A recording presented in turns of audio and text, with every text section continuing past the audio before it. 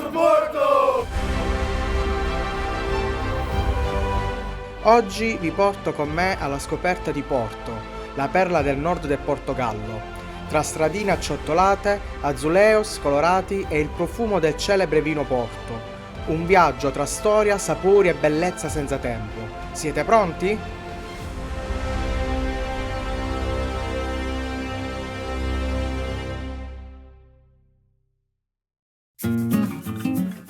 Siamo appena arrivati a Porto e la nostra esplorazione comincia da uno dei suoi luoghi più iconici, la Cappella das Almas. Questo gioiello, interamente rivestito da oltre 15.000 azuleos bianchi e blu, ci racconta storie di santi e leggende portoghesi. Ogni dettaglio è un invito a rallentare e lasciarsi incantare dalla bellezza senza tempo di questa città.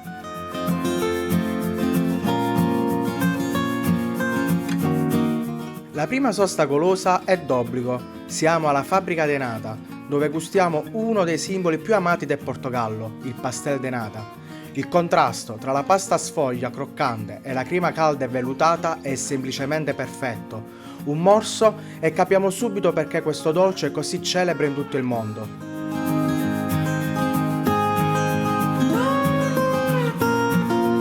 Proseguiamo la visita con una tappa al mercato do Bolao, il cuore pulsante della Porto più autentica. Tra bancarelle di salumi, formaggi, frutta fresca e spezie si respira l'anima genuina della città. Qui non possiamo non fermarci per un bicchiere di Vinho do Porto. È un vino forte, dolce, intenso, proprio come la città stessa. Il sorso si fonde con le chiacchiere, il rumore del mercato e il calore della gente. È in momenti così che ci si sente davvero viaggiatori e non solo turisti.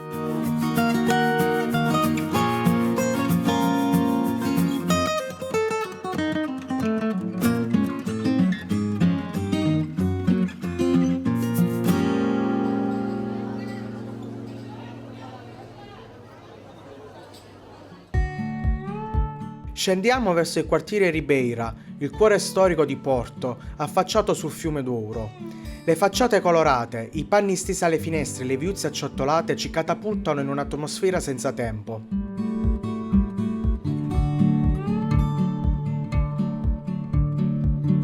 Proseguiamo verso un'altra meraviglia, la stazione di São Bento. Le pareti sono coperte da oltre 20.000 azuleos che raccontano episodi storici del Portogallo, un luogo in cui l'arte incontra il viaggio.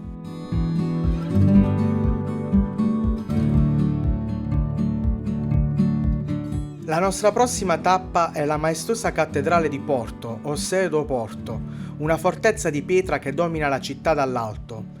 L'atmosfera qui è solenne, quasi mistica, e il contrasto tra le mura medievali e i dettagli barocchi affascina al primo sguardo. E poi ci affacciamo. Da qui il panorama è semplicemente mozzafiato.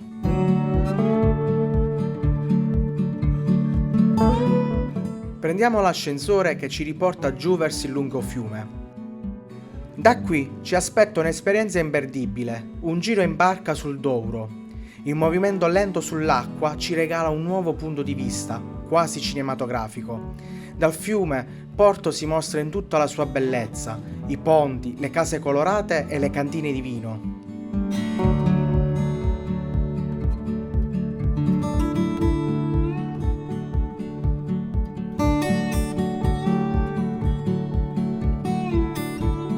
Chiudiamo la giornata con una cena in una taverna a conduzione familiare, un luogo semplice, caldo, dove i piatti sono preparati con amore e tradizione.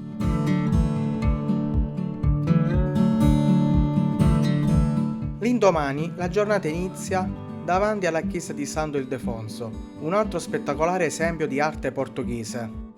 In pochi minuti a piedi si raggiunge la magnifica Igreja do Carmo.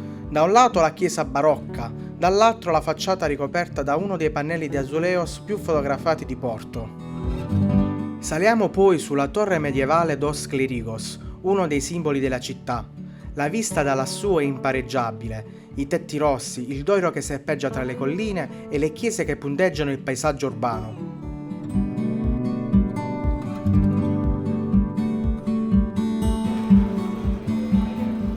Dopo un momento di relax con un calice di vino, arriviamo alla Fonte do Cubo, un'opera moderna che dialoga con le pietre antiche della città vecchia.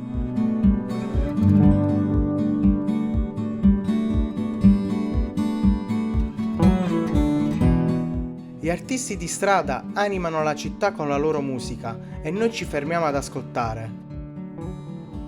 Mentre un gruppo di ragazzi si tuffa dal ponte nel fiume Douro, concludendo così la nostra giornata.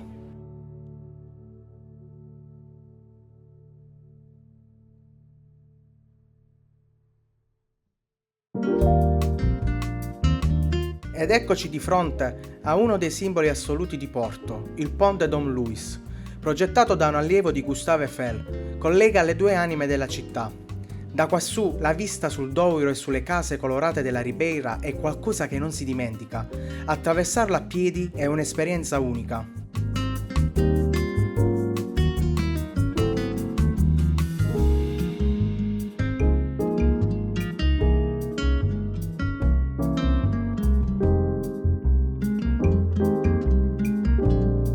Con la funivia scendiamo dolcemente verso il lungo fiume di Vila Nova de Gaia, la patria del celebre Vinho do Porto.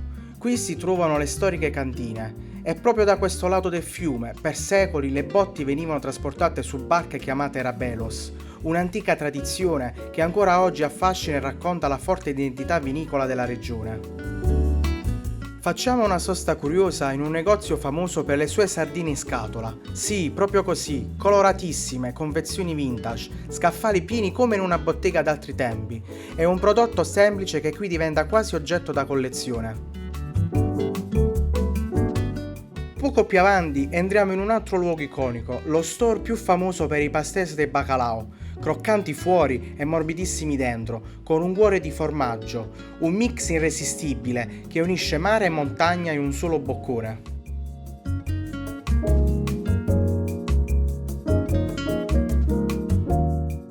Nel pomeriggio ci immergiamo in un momento speciale, uno spettacolo di fado, un'emozione che attraversa la pelle, l'anima musicale più profonda del Portogallo. Fado, amore.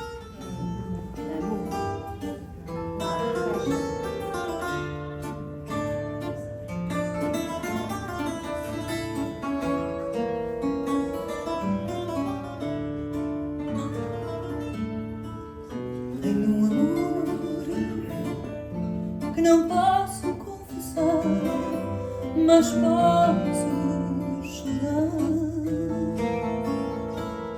Amor, pecado.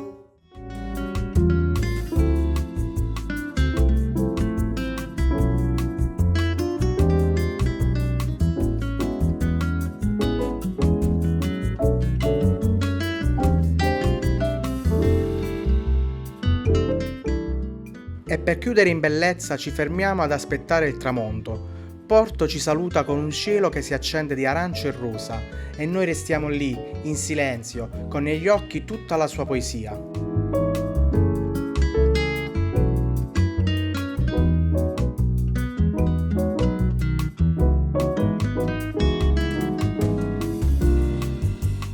L'ultimo giorno a Porto inizia con una colazione da mantecaira, dove i pastéis de nata vengono sfornati caldi e profumati. La sua bontà ci regala un risveglio dolcissimo, accompagnato dal profumo di cannella e zucchero che riempie l'aria.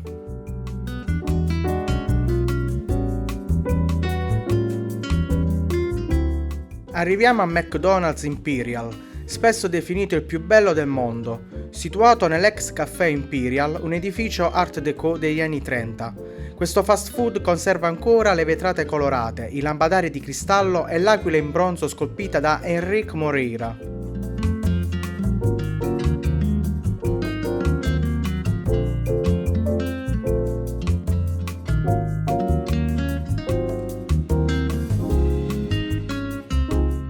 Giungiamo al Palazzo da Bolsa, un edificio neoclassico del XIX secolo che un tempo ospitava la Borsa Valori di Porto. Oggi è sede di eventi culturali e visite guidate, offrendo uno sguardo affascinante sulla storia economica della città. Concludiamo questo viaggio con la mitica francesigna, un sandwich epico di carne, formaggio fuso e salsa alla birra, servito con patatine fritte.